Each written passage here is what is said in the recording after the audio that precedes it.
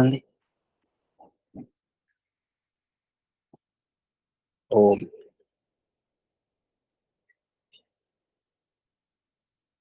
అడగండి ప్రశ్నలు.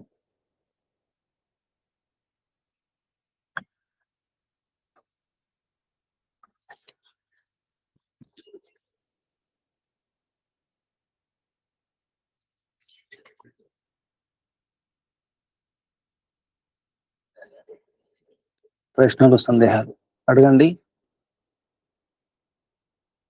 మీ అనుభూతి చెప్పండి. ముగించేద్దామా?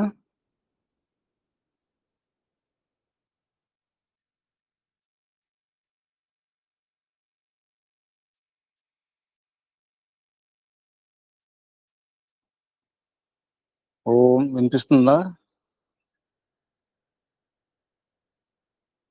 వినిపిస్తుంది గురూజీ, వినిపిస్తుంది. అడగండి ప్రశ్నలు, సందేహాలు, మీ అనుభూతి. ప్రశ్నలు, సందేహాలు లేకపోతే అనుభూతి చెప్పొచ్చు. ప్రశ్నలు లేవు, సందేహాలు లేవని చెప్పేసి మౌనం ఉండకండి. విన్న విషయాలు ఉన్నాయి కదా, ఏం వినలేదా? ఒక్క విషయం అని చెప్పే ప్రయత్నం చేయొచ్చు కదా. మీ అనుభూతి అన్నప్పుడు ప్రశ్నలు ఉండాలని ఏం లేదు.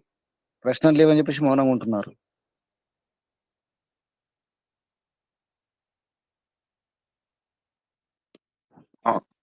నమస్తే గురూజీ. చెప్పండి. విన్నది ఆచరించడానికి ప్రయత్నించండి అని చెప్పారు లాస్ట్కి. అయితే వ్యవహారం అనేది వేరుగా ఉంటుంది అని కొంతమంది చెప్తా ఉంటారు. మీరు అట్లా దాన్ని ఇప్పుడు గురూజీలు వీళ్ళు పెద్ద పెద్ద వాళ్ళు చెప్పింది అదే విధంగా ఆచరించాలి ఏం లేదు, వ్యవహారం అనేది వేరుగా ఉంటుంది అనేది ఒక భ్రమ ఉంది గురూజీ. నీతులు చెప్పడానికి ఉంటాయి, ఎదుటివారు చెప్పడానికి నీతులు, చేయడానికి కాదని చెప్పేసి అనుకుంటారు. ఎదుటివారు చెప్పడానికి కోసమే కాదు, మనం ఆచరిస్తే మనకు లాభం. ఆరోగ్య నియమాలు ఉన్నాయి, లేదా సమస్యలు ఉంటాయి, కష్టాలు ఉంటాయి, వాటి కారణాలు ఉంటాయి, ఉపాయాలు చెప్తుంటారు. అది చెప్పడానికి అనుకుంటే రోగాల బాధలు ఉంటాయి, 100 రూపాయలు చెప్తుంటారు. చెప్పడానికి అనుకుంటే మనం ఆచరించకపోతే, తీసుకోకపోతే నష్టం ఎవరికి? మన సమస్యలు పోవాలనుకుంటున్నాము, ఉపాయాలు చెప్పినారు, దారి చూపినారు, దారి చూపించినప్పుడు దారిలో వెళ్ళాలి కదా. వినిపిస్తుందా? వినిపిస్తుంది గురూజీ, వినిపిస్తుంది. అది కొన్ని ఇట్లాంటి వాళ్ళ వల్ల ఏంటంటే మనం ఓహో అని కొంచెంగా అటువైపు మనసు వ్యవహారం అంటే వేరు కదా, అట్లా చేయాలేమో అనే ఇదిలో పోతుంటది. వ్యవహారం అనేది అక్కడ సందర్భం చూసుకోవాలి. అన్నిటికీ అదే అదే తేలిక అదే మంత్రం, పాముకు అదే మంత్రం అంటే కుదరదు. ఏ సమయంలో యథాయోగ వ్యవహారం అన్నారు. అందుకే ధర్మానుసారంగా ప్రీతిపూర్వకంగా ఉండాలి వ్యవహారం, యథాయుగంగా ఉండాలి. అందరికి ఒకే రకం వ్యవహారం కుదరదు. రాజుకు అదే వ్యవహారం, సేవకునికి అదే వ్యవహారం కుదరదు. ఆడవారితో అదే వ్యవహారం, మగవారితో అదే వ్యవహారం అంటే కుదరదు. చిన్నపిల్లలతో అదే వ్యవహారం, పెద్దలతో అదే వ్యవహారం అంటే కుదరదు. వ్యవహారం ఒకటి ఉంటుంది, జనరల్గా ఒకటి చెప్పేస్తాం అందరి కొరకు. అందరి కొరకు చెప్పే కొన్ని ఉంటాయి. కానీ అది నాకెంత వరకు అనుకూలంగా ఉంటుంది చూసుకోవాలి. ఉదాహరణకు రాత్రిలో పెరుగు తినొద్దని ఉంది ఒక నియమం. నా నక్తం దహి భుంజిత అని ఉంటుంది. నక్తం అంటే రాత్రిలో, దధి అంటే పెరుగును, నా భుంజిత తినకండి. రాత్రిలో పెరుగు తినకూడదు. కానీ ఎక్కువ విరేచనాలు ఉన్నాయనుకోండి, అప్పుడు ఏం చేస్తాం? తప్పకుండా పెరుగు తినాల్సింది, ఏ రాత్రి అయినా. ఇవి తెలుసుకోవాలి. పెరుగు తినే అలవాటు ఉంటుంది, అలవాటు అయిపోతుంది. దాన్ని సాత్మ్యం అంటారు. అంటే శరీరానికి అలవాటు అయిపోతుంది, పడుతుంది, ఇబ్బంది కాదు, అప్పుడు తినవచ్చు. మామూలుగా రాత్రి పెరుగు తినకూడదు. ఇది అందరి కొరకు అన్నమాట. ఎవరెవరి కొరకు మనకు వేరు ఉంటుంది. గర్భిణీ స్త్రీ అదే వ్యవహారం, అదే ఆహారం, సైనికునికి ఆహారం అదే, సాధకునికి ఆహారం అదే, రైతుకు ఆహారం అదే అంటే కుదరదు. ఇది తెలుసుకోవాలి. అందరు ఉప్పు తినే కారం తినకన్నట్టు కుదరదు. ఉప్పు ఎవరు తినకూడదు, కారం ఎవరు తినకూడదు, నీళ్ళు అందరూ నీళ్ళు బాగా తాగండి అంటే అందరు కుదరదు. కొందరికి అతిమూత్ర వ్యాధి ఉంటుంది, నీళ్ళు బాగా తాగితే ఇబ్బంది అవుతుంది కదా. చూసుకోవాలి. నియమాలు కొన్ని అందరి కొరకు ఉంటాయి, కొంత వ్యక్తిగత నియమాలు చూసుకోవాలి, ఎవరికి వారు చూసుకోవాలి. వంకాయ తినకూడదు, అందరికి కాదు కదా. ఆ వంకాయ క్యాన్సర్ తగ్గిస్తుంది, దానికి క్యాన్సర్ తగ్గిస్తుంది వంకాయ. రక్తం రక్తం వేస్తుంది అదే వంకాయ. అదే వంకాయ చర్మవ్యాధి చేస్తుంది, రోగాన్ని పుట్టిస్తుంది అదే వంకాయ. కూరలో వంకాయ రాజు. ఓ అందరికి కూరగాయ వంకాయనే కదా. కానీ అది మంచి ఔషధం కూడా. తెలుసుకోవాలి ఎలా ఆ ఔషధం ఎప్పుడు ఔషధం అవుతుంది అది. కూర రూపంలో ఔషధం అవుతుందా, వేరే రకం మార్చుకోవాలా, ఆ కూర కూడా ఎలా వండాలి, దాని దోషం ఏమిటి, దోష నివారణ ఎలా చేసుకోవాలి, ఇవన్నీ ఉంటాయి. పాలు మంచివే, తేనె మంచిదే. పాలు ఎక్కువ తాగితే ఏమవుతుంది? అదే నెయ్యి ఎక్కువ అంతే. తీసుకుంటే ఏమవుతుంది? ఆవు నెయ్యి మంచిది, ఎక్కువ తీసుకుంటే ఏమవుతుంది? అజీర్ణం విషయం ఇది. వస్తుంది, షుగర్ జీర్ణశక్తి పోతుంది, ఆ, లావుగాడ మనిషి తగ్గిపోతాడు, చిక్కిపోతాడు. మంచి వస్తువును కూడా ఎంత తీసుకో అంత తీసుకోవాలి. అతిగా తీసుకుంటే అది కూడా విషం అవుతుంది. విషయం అయిపోతుంది. తెలిసి ఉండాలి, మన బుద్ధి కూడా ఉండాలి, ఎంతో కొంత మనకు ఇంగిత జ్ఞానం కూడా ఉండాలి. కాబట్టి ఇక్కడ వివేకం అనేది అవసరం ఉంటుంది. అందుకే అనుభవం ఉన్న వారి చెప్పిన మాటలు వినాలి, అది ముఖ్యం. దారి చూపేవారు ఉంటారు, దారి చూపేవారు ఆ దారిలో వెళ్ళినారా లేదా, అనుభవం ఉందా లేదా అది చూసుకోవాలి, అది ముఖ్యం అనమాట. దారిలో వెళ్తున్నారు కానీ ఆ దారిలో వెళ్ళి అసలు చెబుతున్నారు కానీ, ఉపదేశాలు ఇస్తున్నారు కానీ, ఇలా వెళ్ళండి అలా వెళ్ళండి చెప్తున్నారు కానీ ఎప్పుడైనా వెళ్ళారా ఆ మార్గంలో, దారి చూసి వచ్చారా, మార్గం గురించి తెలుసా లేదా, అది గమనించాలి. ఈ రోజుల్లో యోగా గురించి, ధ్యానం గురించి, జపం గురించి, ఆధ్యాత్మిక విషయాల గురించి చాలా మంది చెప్తుంటారు, ఉపదేశాలు ఇస్తుంటారు. అసలు ధ్యానానికి జపానికి భేదం తెలియదు.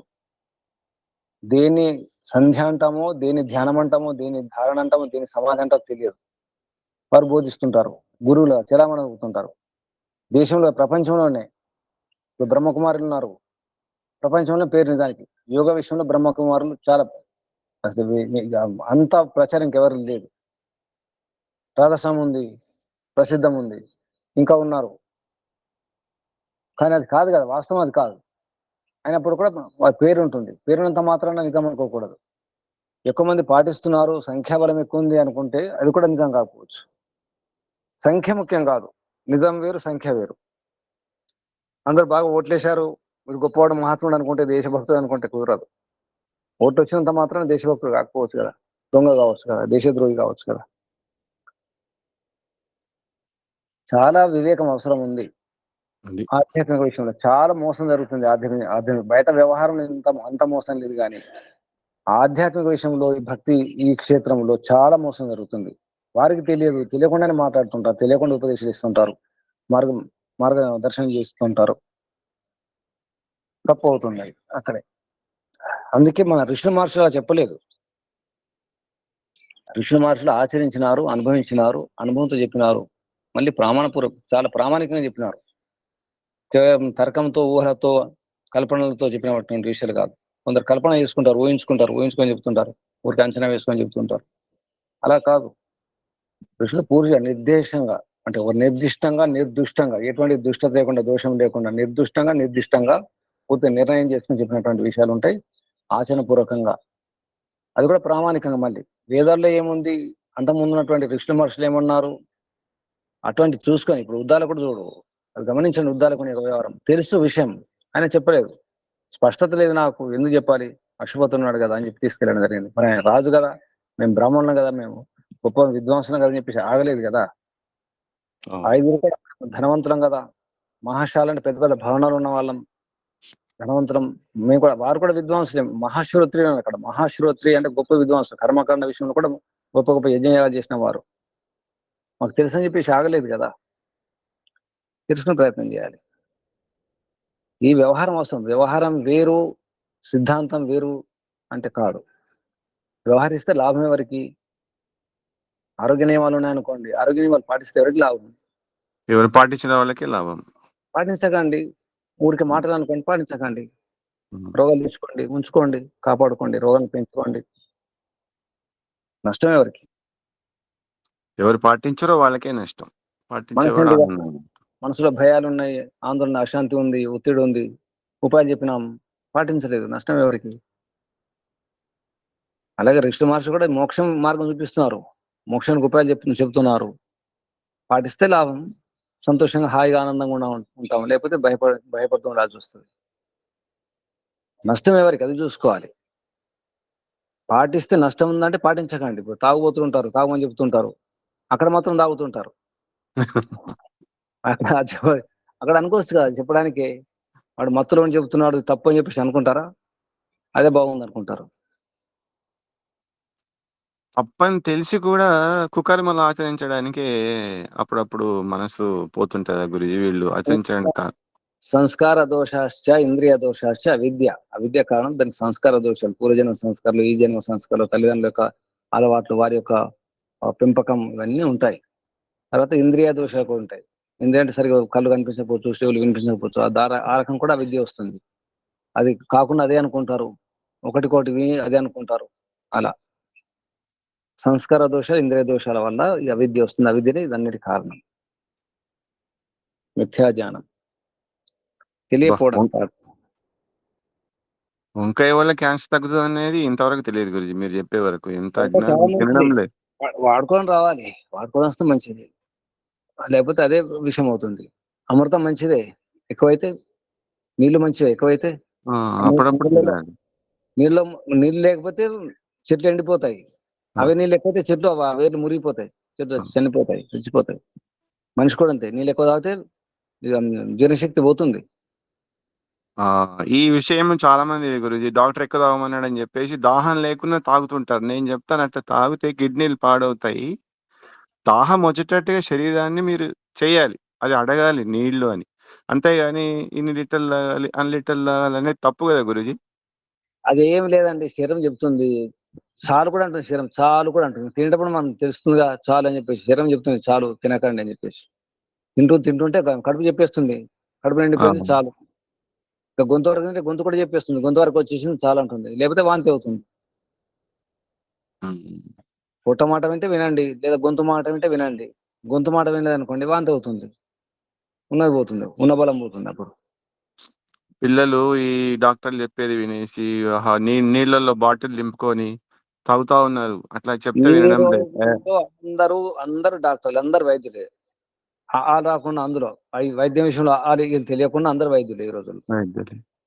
ఎవరు ఉప్మా వద్దంటారు, ఉప్పు తినమంటారు, కొందరు కారం వద్దంటారు, కారం తినమంటారు, కొందరు వద్దంటారు, కొందరు సిరిధాన్యాలు తినండి ఇంకేం వద్దంటారు, అన్నం వద్దంటారు, కొందరు అన్నం తినమంటారు, రకరకాలు అంటుంటారు.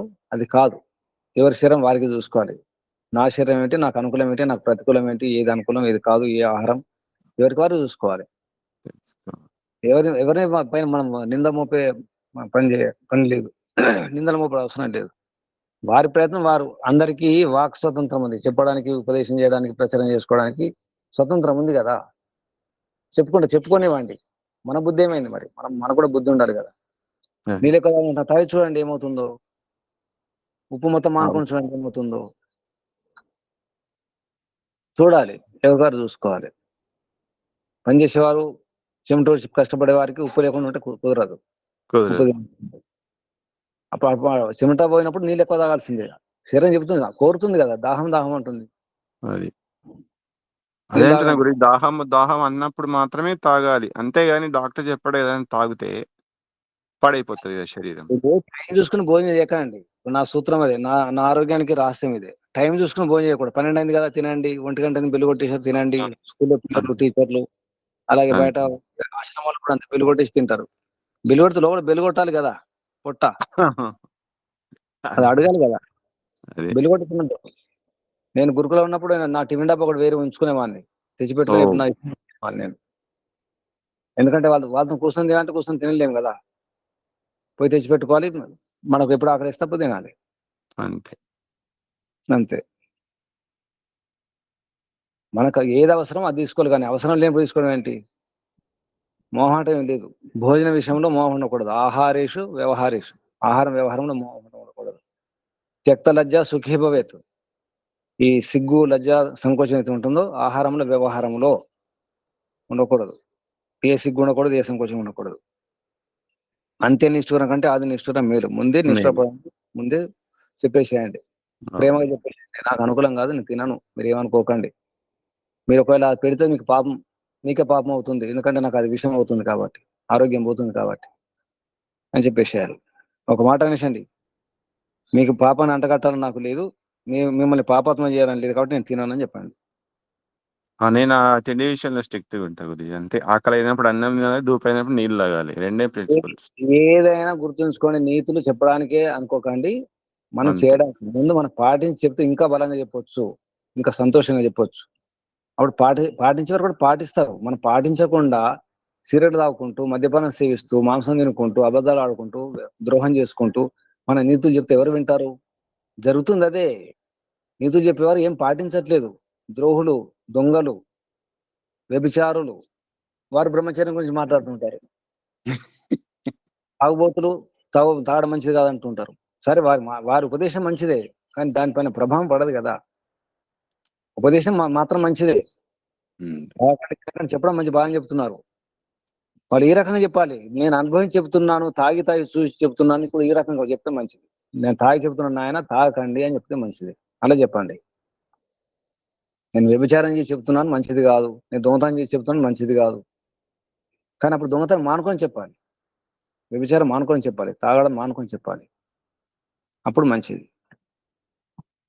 మనం పిల్లలకు నేర్పిస్తున్నాం కానీ మనం పాటించట్లేదు. అదే మనం చేస్తున్నది. ఫోన్ చూడకండి, యూట్యూబ్ చూడకండి చెప్తుంటాం, మనం యూట్యూబ్ చూస్తుంటాం. పిల్లలు ఎలా వింటారు? వాళ్ళు కూడా అదే అనుకుంటారు, మా నాన్న చెప్తున్నారు కానీ అది ఊరికి ఉట్టి మాటలే, నేను కూడా అంతే అని చెప్పేసి వారు కూడా చూస్తుంటారు. అంటే మాట చెప్పడానికి ఉంటాయి. అప్పుడు ఇంట్లో మనమే నేర్పించేది. పిల్లలు చెడగొట్టేది మనమే కదా, పెద్దలే, పిల్లలు కాదు. పిల్లలు పెద్దల్ని చెడగొట్టరు, పెద్దలే పిల్లల్ని చెడగొడతారు. నేర్పిస్తారు, మళ్ళీ ఏడుస్తారు. డబ్బులు ఇస్తారు, పిల్లలు బయటకు వెళ్తారు, కొనుక్కొని తింటారు ఏదో ఒకటి. మరి డబ్బులు ఎందుకు ఇచ్చారు? అలవాటు చేసింది ఎవరు? పరిచయం చేసింది ఎవరు? ఆ చాక్లెట్లు అలవాటు చేసింది ఎవరు? బిస్కెట్ అలవాటు చేసింది ఎవరు? పరిచయం చేసింది ఎవరు? పిల్లకు పరిచయం చేస్తారు, అలవాటు చేస్తారు, మళ్ళీ ఏడుస్తారు. ఇదే మంచిది అంటారు చిన్నప్పుడు, తర్వాత చెడ్డది అంటారు. అప్పుడు అయోమయం కదా. అలాగే ఈ ఆచార్యులు, ఉపదేశకులు, ఈ గురువులు, ఈ స్వాములు చేసే పని కూడా అదే, ఇంతే. భక్తి విషయంలో అందుకే ఋషుల మహర్షులు చెప్పిన మాట వినండి, ఎవరో వారు వీరు చెప్పిన మాట వినకండి, అనుభవం లేని వారు మాట చెప్పిన వినకండి. శాబ్దిక జ్ఞానం కాదు, అది సమాచారం మాత్రమే, అది బరువు అవుతుంది. బరువు మోయకండి, ఆచరించండి, ఏ బరువు ఉండదు. మీరు ఆచరిస్తూ చెప్పండి, ఏది గుర్తుంచుకోవాల్సిన అవసరం ఉండదు. ఎవరైతే ఆచరిస్తూ చెప్తుంటారో గుర్తుంచుకోవాల్సిన అవసరం లేదు. రోజు ఆ బాటలో వెళ్ళే వారికి, ఆ మార్గంలో వెళ్ళే వారికి అన్ని గుర్తుంచుకోవాల్సిన అవసరం ఉండదు. రోజు ఆ బాటలో వెళ్తున్నారు కదా, ఆ దారిలో ఆచరిస్తూ చెప్తుంటాయి, అది బరువు ఉండదు. ఇంకా కానీ గురూజీ ఏమైందంటే మనము పిల్లలు వేరే విషయాలు మన సమాజం చెప్పకుండా వేరే విషయాలు ఎక్కువ ప్రచారంలో ఉండే వరకు అటువైపే కొంచెం వాళ్ళు ఇచ్చేస్తాండ మీ ఆర్య సమాజం వాళ్ళు అన్ని ఇట్లాగే చెప్తారు అని ఒక ఇది. మనం చెప్పడం మానుకోకూడదు. ఎందుకంటే టీవీల్లో యాడ్స్ చెప్తూనే ఉంటారు, విసుగొచ్చేదా చెప్తుంటారు. వాళ్ళు మానుకుంటున్నారా? వినకుండా టీవీలో యాడ్స్ వస్తున్నాయి లేదా? అమ్మో ఇదో పెద్ద సమస్య గురూజీ. ఎప్పుడు చెప్తుంటే ఎప్పుడు ఇవే చెప్తావా నాన్న నువ్వు? అదే ఎప్పుడు ఇదేనా 24 గంటలు ఇదేనా? అదే ఆ సత్యం చెప్తున్నా. టీవీ వాళ్ళకి చెప్పాలి, యాడ్స్ ఇచ్చే వారికి చెప్పాలి. ఎప్పుడు అవే చెప్తుంటారా? రోజు 10 సార్లు, 100 సార్లు, 1000 సార్లు, ఒక్కోసారి నిమిషానికి అదే యాడ్ వస్తుంది. ఎందుకు చెప్తున్నారు మరి? అమ్ముకోవడానికి, వ్యాపారం చేసుకోవడానికి, చెడగొట్టడానికి. మనం చెప్పేది దాని వ్యాపారం కోసం కాదు కదా. ఒక మాట చెప్పి వాళ్ళు పెట్టేసేయండి. మీరు వినండి, మీకు నచ్చినప్పుడు పాటించండి, కానీ మీరు వినండి, లోపల గుర్తుంచుకోండి. టైం వచ్చినప్పుడు, ఆ కష్టం వచ్చినప్పుడు, ఆ సమస్య వచ్చినప్పుడు, అప్పుడు మీకు ఈ ఉపాయం పనిచేస్తుందని చెప్పండి. నీటిలో పడకండి, నీటిలో పడితే ఇబ్బంది అవుతుంది, ఈత నేర్చుకోండి అని చెప్తున్నాం. ఈత అభ్యాసం చేసుకోండి, మాటికి అలవాటు చేసుకోండి, ఈత నేర్చుకోండి చెప్తున్నాం. ఈత నేర్చుకోలేకపోండి, అప్పుడు ఏమవుతుంది? నీళ్ళలో పడ్డప్పుడు రక్షించేవారు ఎవరు లేనప్పుడు. నేర్చుకుంటే మంచిది, నేర్చుకోండి.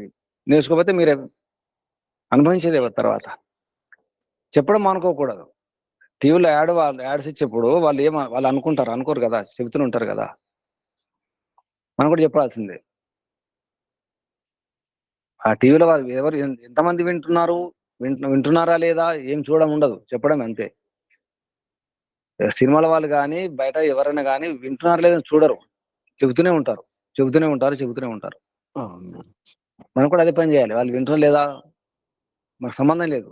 అవమానమా అదేది, అది ఏమని అనుకోనివ్వండి. అసహించుకుంటున్నారా అనుకోని, అసహించుకొని మనం మాత్రం చెప్పాల్సిందే. రోజు సూర్యోదయమే, ప్రతిరోజు సూర్యోదయమే, సూర్యాస్తమయమే. సూర్యుడు ఊరుకుంటున్నాడా ఉదయించక, అస్తమించక? అదే కాలం, అదే ఎండాకాలం, అదే వానాకాలం, అదే చలికాలం. ప్రతి సంవత్సరం ఇదే కదా చక్రం, నిరంతరం అదే. మనం కూడా అదే చేయాలి. ఉదయం లేచిన దగ్గర నుంచి పడుకునేటప్పుడు మనం చేసేది అదే కదా. రోజు లేస్తున్నాం, ఏదో చేస్తున్నాం, తింటున్నాం, పంటున్నాం. రోజు అదే కదా. అంతే రోజు అదే. రోజు శ్వాస, ఆహారం ప్రతి క్షణం కూడా శ్వాస తీసుకుంటున్నాం. ప్రతి క్షణం శ్వాస అవసరమా? అనుకోండి శ్వాస. ఇలా ఉంటాయి సమాధానాలు. అలా చెప్పే ప్రయత్నం చేయండి, ప్రేమతో చెప్పండి. వింటున్నారు లేదా, ఆచరిస్తున్నారు లేదా చూడకండి. పాటించండి, పాటించకపోనివ్వండి. పాటించకుండా పర్వాలేదు, చెప్పడం మాత్రం చెప్పాలి అంతే. చెప్తా ఉంటాం మనం. చెప్తూనే ఉండాలి. ఏమని అనుకోండి, ఛానల్స్ అనుకోండి, ఏమని అనుకోండి, వారు ఏమని అనుకోండి. మనం కూడా గుర్తు చేసుకోవాలి. మన తాతలు, మన అమ్మమ్మ, నాన్నమ్మ చెప్పినప్పుడు మనం కూడా ఇలాగే అన్నాం ఒకప్పుడు. అవును. వారు కూడా అలాగే అంటారు. అది వారసత్వం, పరంపర, అదంతే. అదంతే, మనం ఇంతే. ఇంకా ధన్యవాదాలు గురుజీ. నమస్తే. ఓం. ఇంకెవరైనా ప్రశ్నలు, సందేహాలు? అక్షపతి వ్యవహారం అర్థమైందా? ఉద్దాలకుని వ్యవహారం అర్థమైందా? ఉపదేశం అర్థమైందా? గుర్తు చేసుకోండి. ఎక్కడంటే అక్కడ ప్రశ్నించకూడదు. అడగానే సమాధానం చెప్పకూడదు. ఆధ్యాత్మిక విషయాలు చాలా జాగ్రత్తగా, అటువంటి సాత్విక వృత్తి ఉన్నప్పుడు, అటువంటి పరిస్థితి ఉన్నప్పుడే అటువంటి ప్రశ్నకు సమాధానం, సందేహాలకు సమాధానం ఇవ్వాలి. అవి నేర్చుకోవాలి. ఎంత తెలిసినప్పుడు కూడా అడిగే ప్రయత్నం చేయాలి. స్పష్టం చేసుకోవాలి. ఎటువంటి సందేహం లేకుండా చేసుకునే ప్రయత్నం చేయాలి. అది విషయం. ఏ ప్రలోభాలకు, ఏ ఆశలకు లొంగకూడదు. ఇది కూడా గమనించండి. శుభం. ముగించేద్దామా? ఇంకెవరైనా? ఓం శం. శుభం. సర్వేభ్యో నమో నమః.